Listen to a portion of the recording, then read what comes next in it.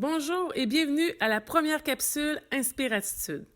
En collaborant et en travaillant au quotidien avec des entraîneurs, des coordonnateurs de programmes sportifs, des enseignants, des professionnels, et plus souvent qu'autrement avec des sportifs et des athlètes, j'ai décidé de mettre en valeur non seulement le talent de tous et chacun, mais surtout leur attitude exemplaire dans la pratique de leur sport pour atteindre les succès visés.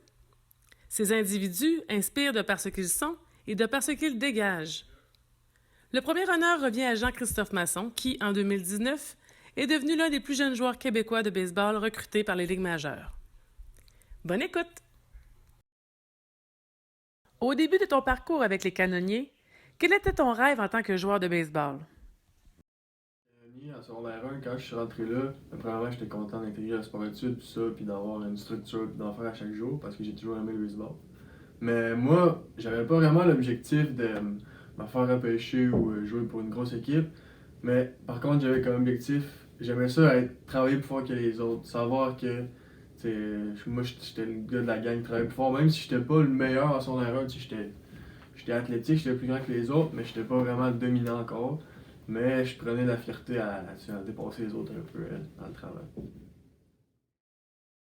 Et en 2020, quels sont maintenant tes objectifs, tes ambitions? C'est sûr que les objectifs ont changé, je suis rendu à un autre niveau.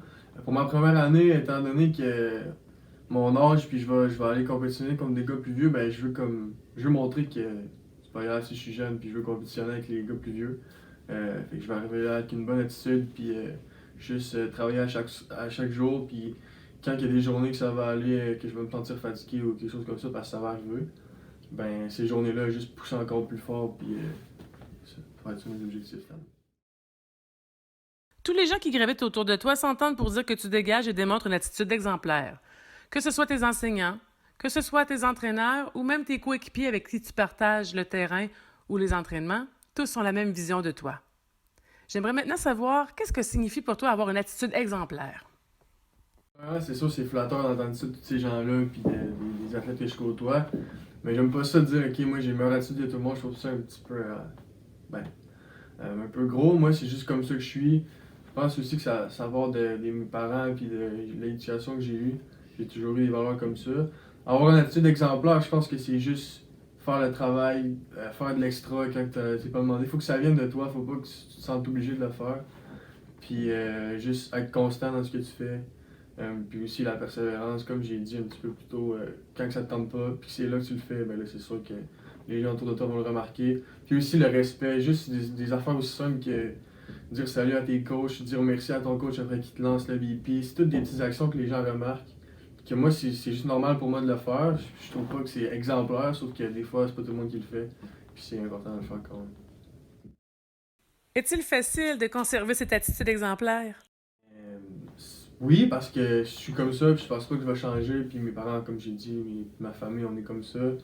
Euh, c'est sûr, des fois, il y a des journées que peut-être que je sais que ça m'a bien été ou j'ai pas eu une bonne attitude, mais j'essaie toujours d'être respectueux des gens. Puis j'ai beaucoup de. J'ai appris beaucoup ce que tout le monde fait pour moi, puis je prends pas les choses pour acquis. Fait que ça aussi, c'est une autre chose de pas. Même si je suis rendu repêché à ce niveau-là, genre, je m'entraîne avec les gars de son R3-4 chaque jour, puis c'est mes amis, puis je leur parle tout.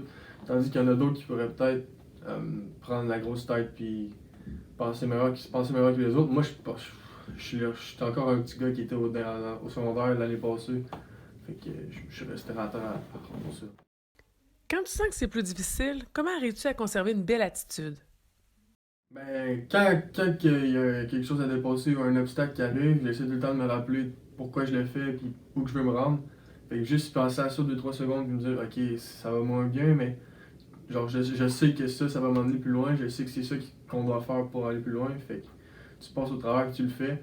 Puis en plus, dans ces journées-là, quand que ça va vraiment pas bien, mais que tu le fais quand même, puis tu l'as pour le faire, après, c'est le meilleur sentiment parce que tu es fier de l'avoir fait quand même. Devant ton ascension dans le monde des grands, malgré ton jeune âge, quel sera ton plus grand défi pour performer à la hauteur de tes ambitions, tout en conservant cette attitude exemplaire?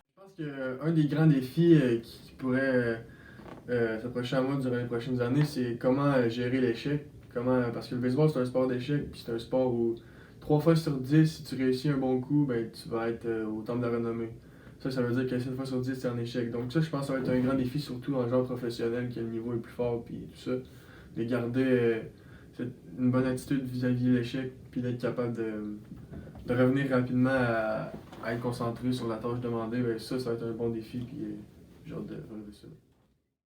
En terminant, si tu avais un conseil à donner aux jeunes athlètes qui t'écoutent en ce moment concernant l'importance d'une attitude exemplaire pour atteindre leurs objectifs, que leur dirais-tu? Ben, c'est facile d'avoir une bonne attitude.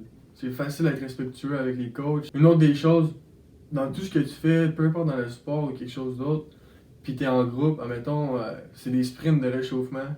Ben, toi, dans ta tête, tu devrais te dire, je veux battre lui à côté de moi, je veux le dépasser lui à côté de moi, je veux être plus fort que lui. Dans n'importe quoi, l'esprit de compétition, c'est sûr que ça va t'aider à te dépasser, puis c'est ça que j'aurais à donner comme conseil. Et c'est ainsi que se termine la première capsule Inspiratitude avec nul autre que Jean-Christophe Masson. Bon succès à toi et à très bientôt.